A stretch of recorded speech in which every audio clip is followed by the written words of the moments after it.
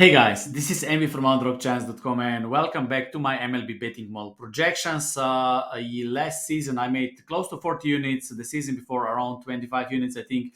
And this season my goal is to make 30 units. I was also talking about my strategies. This season we also have Bitcoin halving, so we are going both directions with sports betting and also with investments. I hope that this year could be very good. So I hope that I can make plus 30% with baseball, and I hope that other investments will also make the same, and then we can hit the summer this season. Right now, I'm sitting at 7-9, 7 wins, 9 losses, minus 6.52 units. But as I already mentioned in my videos, if you watch, the first month is never be really great, and especially not first days.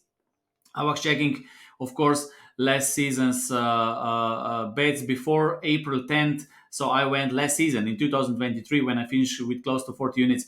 I went 11-15 with minus 8.29 units in with bets before April 10th, right? And in the past, I didn't even make bets before 2 weeks or 3 weeks into the season, but still beating the closing most of the time. So everything is fine, of course.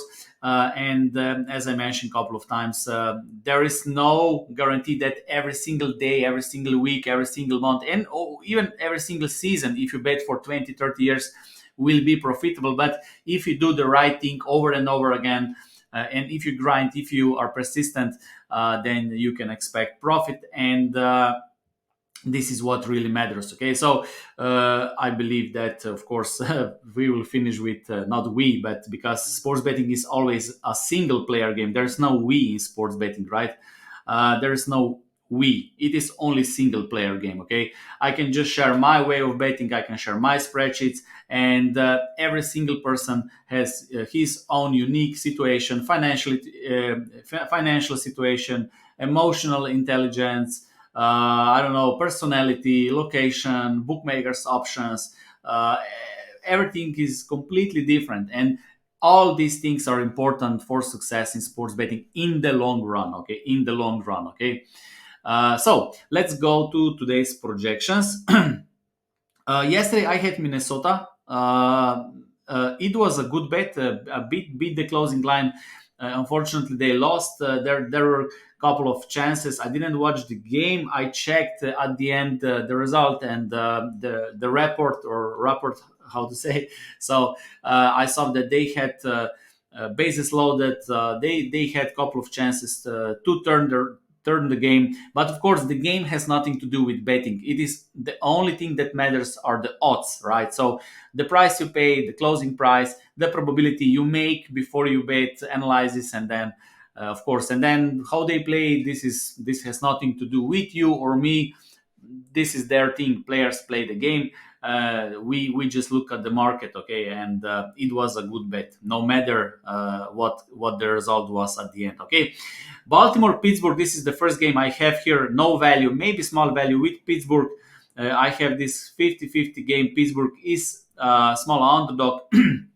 Of course, I have projected lineup. This is still not confirmed lineup because I make projections in the morning in my time, and we still don't have full confirmed lineups. But this is why I'm looking for a little bit bigger discrepancies between my numbers and bookmakers' numbers. So this is not qualified bet. And then we have first game Arizona Atlanta. Chris Sale, based on my projections, they should be minus 268. They are minus 208, and this is 1.25 unit bet. So I'm still less tolerant at this moment. This should be 1.25. Okay, and this should be 1.25. So I'm looking for 1.5 or bigger to be qualified the bet. Okay, so I might decrease, but those are small differences. Okay, I might increase this later. Right now, I'm looking for 1.5 to be qualified bet for money line games, because last season full game money lines were not that good, but the season before I made a profit, of course, with this as well. The best results were with first 5 innings. There are a couple of reasons for that. The baseball game changed pitchers are pitching less than 5 innings in average, around 5 innings. Like yesterday, for example, Carrasco, I checked the result at the end. He didn't even pitch. I think 4 innings he pitched. So the pitchers don't go anymore 7, 8, 9 innings. Of course, every single season will happen that pitchers will go. But when we take all the pitchers, this is what is important, not single game. When we have bigger sample size, they don't go as long as they were in the past. And because of that, if you bet on first 5 innings, you are focusing on starting pitcher. You know exactly what data you are taking, right?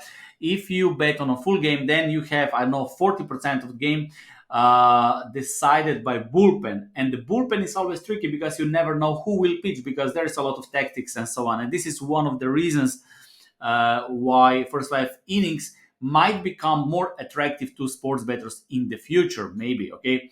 Last season, the first 5 innings were much better than full game money lines. Okay. And this is why I have a little bit, I'm a little bit more selective when it comes to full game money lines. Okay. Philadelphia, Washington, no value. As you see, my numbers, those are my numbers, and bookmakers numbers are basically the same, so no value. Then we have Toronto Yankees, two pitchers that are not qualified for my betting model, so I simply skip this game. Mets, Cincinnati, no value, maybe small value with Cincinnati. I have them at minus 120, bookmakers minus 108, but still not good enough. Then we have Oakland, Detroit, White Sox, Kansas, Seattle, Milwaukee with average pitchers. That means that the pitchers who will pitch for these teams don't have enough innings pitched to be qualified for my analysis. So I simply take league average number just to get rough numbers and to organize all the games so I don't miss any game. Cleveland, Minnesota, McKenzie against Ober. Based on my projections, Minnesota is a value bet. I'm taking Minnesota for 2 units. I think we have a good value, and Minnesota at 1.75 in first 5 innings. There might be rain today in this game, around 80% of chance for rain. But I hope they can finish the game, or maybe the game will be canceled, and then, of course, the bets are canceled as well. So, but based on this information, based on my betting model, Minnesota is a value bet today. Then we have again a couple of games: Miami, St. Louis, Dodgers, Chicago, Tampa Bay, Colorado. League average pitcher, so I skip these games.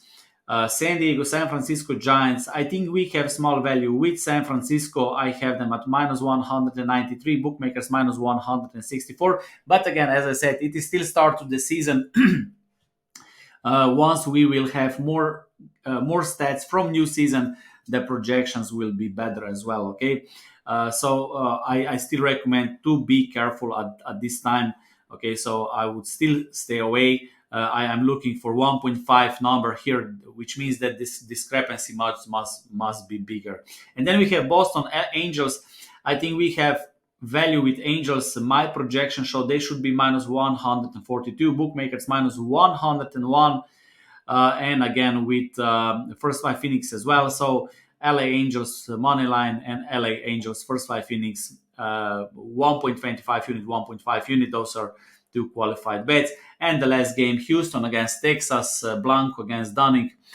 Based on my projections, Texas should have 52.79% of chance to win this game. Houston 47.90% of chance to win this game.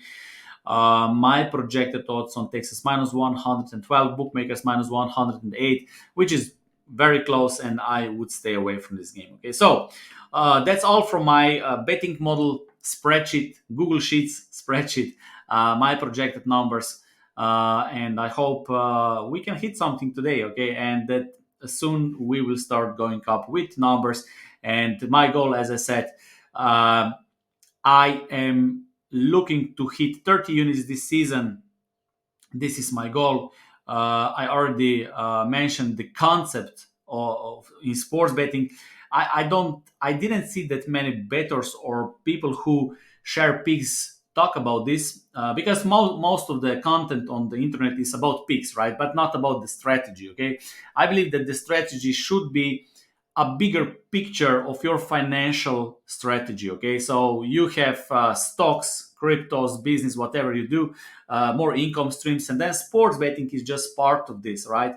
And you set the goal, so you take the money. This is your bankroll. Set money management, so you divide your bankroll into units. I have 100 units. So basically, that means that you have 100. You have a room for 100 mistakes. So if you lose 100 games in a row with 1 unit per game, then you're out of bankroll. This is why you protect this, right? So this is a very, very simple idea. And then, of course, what I advocate, what I recommend is that you set the goal that you want to reach in next season or the next six months. It can be 30 units, 40 units, 50 units, depends on your betting model. You must know yourself, must know your bookmaker, you must know your strategy, your abilities, right? Because many gamblers who don't have any system, who don't bet for too long, who don't have any money management, they think they will triple bankroll in, I don't know, 3 months, while at the same time they don't have any success, right? So if you bet for a long period of time, you know what you can achieve. So you set the goal, and once you reach the goal, take the profits, reinvest it, and then reorganize your strategy. Okay, and of course, you also what I also recommend is that you have also exit strategy. So those ideas are from financial tradings. So you have the goal, and you also have exit strategy if something went wrong, because it can happen. So you know, I don't know, if you hit 40 units, minus 40 units, then you say, okay, this is enough for this season.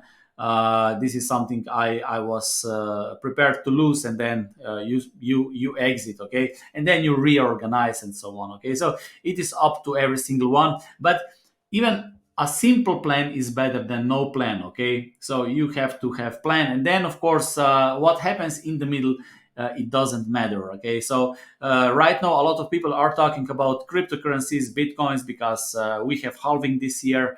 We also expect a lot of profit in next I don't know, next year probably. And people always ask me, what about that when the Bitcoin went down, or investments, or even sports betting results went down? Basically, if you have the plan, you don't care, because if you say, okay, I am able to lose, I don't know, minus 20 units, then you're prepared to lose 20 units, right? And if you're not prepared to lose 20 units, then the goal was not set correctly. Okay, so then you should say, okay, I'm prepared to lose 5 units. Okay, and the same with the profit. So if you hit 40 units, then you take the profit. A lot of people will hit 40 units, and then they will be they want more and more, and they then maybe lose after that, right? So it is important that we have the plan and we stick to the plan. So I know it's hard, because people, and I'm guilty of this as well, right? So you have a plan, and yet then you don't stick to the plan, right? So even, for example, if I go to gym, and sometimes I don't go, and so I don't stick to the plan. So this is not, but we try to always try to stick to the plan, because every plan is better than no plan. Okay, so okay, enough for today. I hope we hit something, and I wish you good luck, whatever it takes. And of course, never blindly follow anyone. I'm not here to share picks. I just want to show my way of betting, and I just want to talk through my channel how I do this. And that's it. Thank you for watching.